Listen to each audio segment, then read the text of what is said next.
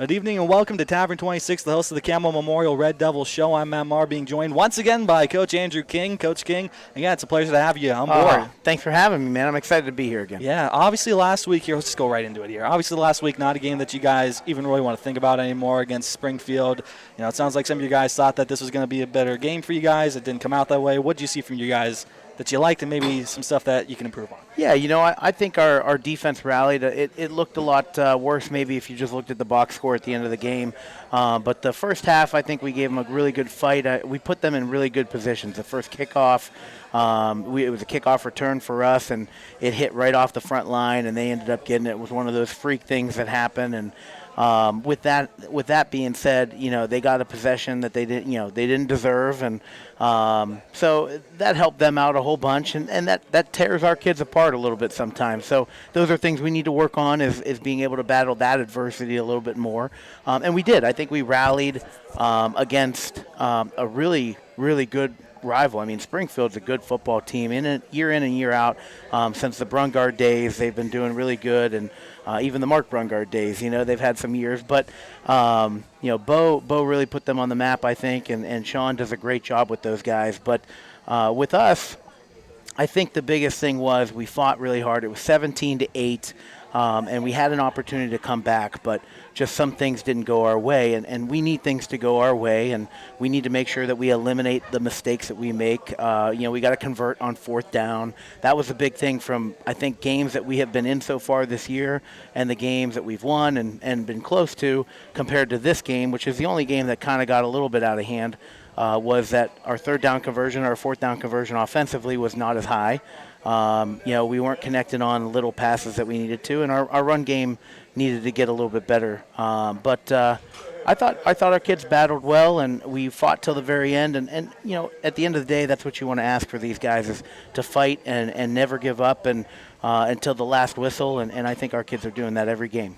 And that's great to hear right there that you got those kids that want to do it. Obviously, you keep telling me about these guys every week, and they tell me themselves they're working hard, they're trying their best. I mean, they're putting their foot forward. That's great to hear. You brought up here fourth down conversions. That's not something that you always talk about here. You don't always think about, it's fourth down, all right, you're kicking the ball. You guys went after it time and time again in that game. I was there watching it, and I was just thinking, wow, really, fourth down, you're still going for it, especially those early ones as well when the game was still really close and you guys were still really in it. And, of course, I don't think you ever were truly out of it. It's just the scoreline flattered them more than them. But, I mean, talk about that. I mean, fourth down conversions, you guys are risking it all and going for it. Yeah, you could call it analytics if you want, but I just call it momentum. And our kids thrive off momentum for sure. I think we play better when our momentum is shifted towards us. There's teams that battle back really well. There's teams that play really good from ahead. I think we're good in a fight, in a dog fight, and that keeps us going. I play the game in small town football where if we can hold on to the football and we could take off another extra minute or two from the clock and end up putting it in, why not go for it on a 4th and 2 when you're playing pretty good defense? I think that's the big key, is you got to trust in your defense. You got to trust in your kids to make a play even though it doesn't look like it might happen, you know what I mean? And I trust in our defense. Our coach, our defense coordinator, Tyrell Rogers, he does a great job of getting these kids prepared and ready for the defensive side of the ball. And our special teams, special teams in Division VII football, you hear coaches talk about it all the time. There's only so much practice time that you could have with that. There's only so much that you could do with that. So it's not the best. It's when you're in a Division I, Division II program where you got 60, 70 kids, your special teams look a lot more crisp and on point and things like that. And so we take pride in our special teams when we do have to do them, but I try to be as aggressive as possible. And I think that even shows better coming right off that halftime break, coming in, getting the ball on an onside kick to. You did a little reverse there. Nobody was expecting you to do what they did to start off the game. Yeah. And then here you guys are getting the ball right back. So I love to see that. So, first of all, that's aggressive right there, going after the ball, getting it back, and then driving it down the field. It took a little bit of time, but, again, you gave credit to Springfield, and we all have to tip our cap to them because, again, they have good defense, but you're able to finally get through and get that touchdown. I mean, yeah. Just talk about what you saw there. I mean, how did you guys draw that up, if at all? Or was it just, all right, go out there and try and get the ball back, and the kids just said, all right, well, onside kick. Yeah, we definitely can game scheme that a little bit against some guys, and you see certain things on special teams when you watch the film, and we knew we were going to take that shot. I thought we might have been able to take that shot in the first half if we scored, but it didn't happen that way. But we knew we were going to take that shot at some point in time, and it just seemed like the right time. I mean, what better time than coming right out of half? They're not expecting it at 17-0. They think we're going to pin them deep, and so it worked out well. Our kicker, Mahali, he was really, really kind of nervous for that one. I looked at him. I go, are you sure you want to do it? And he goes, no, but I'll do it if you want. I said, okay. So, and I wanted to do it. So we did it, and it worked out in our favor. And again, that's a momentum shifter. And you could tell by that drive, that momentum shifted us. It took a little bit of time. We had a fourth down conversion, I think, in that drive, and it ended up being a touchdown with Timlin, I think, at the end there. And it was nice. It was our first 2-point conversion of the year that we actually completed. We don't kick the ball as much. Keyshawn, you talked to earlier, I mentioned that he has a point and kick, PAT, but we don't kick the ball very often. We do have a couple kickers, but I like the aggressive approach, like I said, and if we could get that extra point or two, we're going to do it. I think working on Keyshawn there, I think you should be utilizing him more down the stretch here. Yeah. Honestly, I know he wants to be out there kicking that ball, keep on trying. I mean, I love that attitude right there. Mm-hmm. So obviously we saw some good things there, some not so good, but I mean, I still think we saw more good than bad in that game against Springfield. Again, the scoreline, whatever, that doesn't matter. From what you saw, I mean, from what we all saw, you guys still looked really good, all things considered. Yeah, I think offensively we still looked good. It doesn't look good on the scoreboard when you have 8. And like I said, if you're looking at the box score, but, you got to tip your hat to Springfield. I know a lot of the coaches over there, Sean Guerrero, Paul Julia, Popio, they have a lot of years of experience on coaching.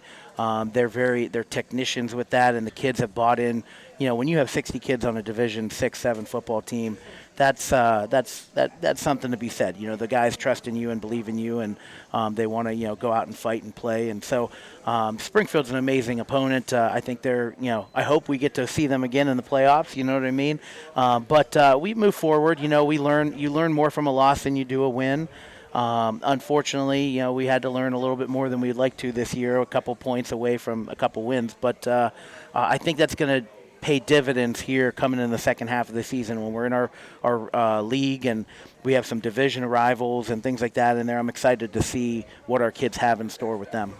Yeah, we can't either here, especially this upcoming game here on Friday night. That's a big one right there. I mean, that opponent, Western Reserve, are one of the better teams here in the Mahoning Valley Athletic Conference. Apparently in the state here, I have heard that they're ranked. So, I mean, that's a big and daunting task right there. Yeah. What are you guys doing to prepare for this, and what are you saying to your kids? Reserve's a good football team. Armini does a good job there, and the kids, you could tell the last couple of years have bought into, and preparing for them is preparing like another opponent. I don't want to treat any game like it's different. It's a Friday night. Anything can happen. But with our kids, the biggest thing is we have athleticism and we have the fight and the will. And I think heart is always going to take care of what it needs to take care of, and our kids have that. With Reserve, they're fast offensively. They run a mile a minute, offensive plays. And defensively, they fly to the football. So you just got to prepare for the little things and be technicians on making sure you're taking care of, we're stepping with the right foot. We're catching the football. We're gaining the yards that we need to gain. We trickle them down the field a little bit. And, the big thing is we're trying to get 3+ yards a play. So.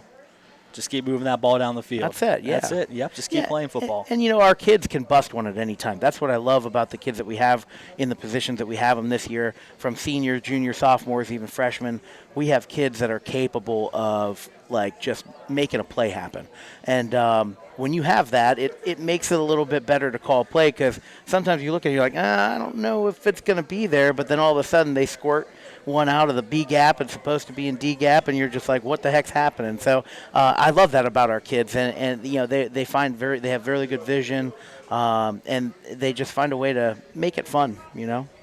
Just got to find a way. Yeah, I mean, fun's the big one right there. It's high school sports. Got to keep it light somehow. I mean, Again, you never expect to go pro or college or anything at this level. It's always nice if you can, but keep it fun, keep it light, make sure that they're having fun. That's the number one priority. That's it. And you know what?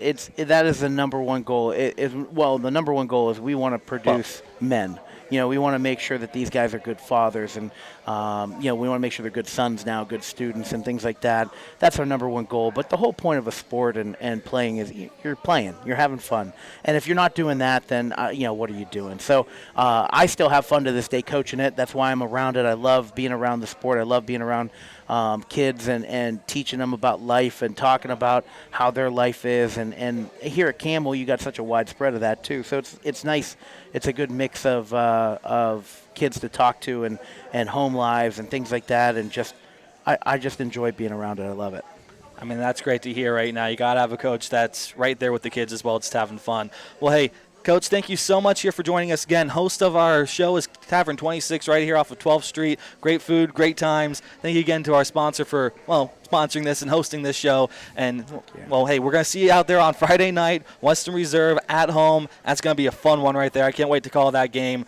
We'll be there all with you right here on YSN, 7 p.m.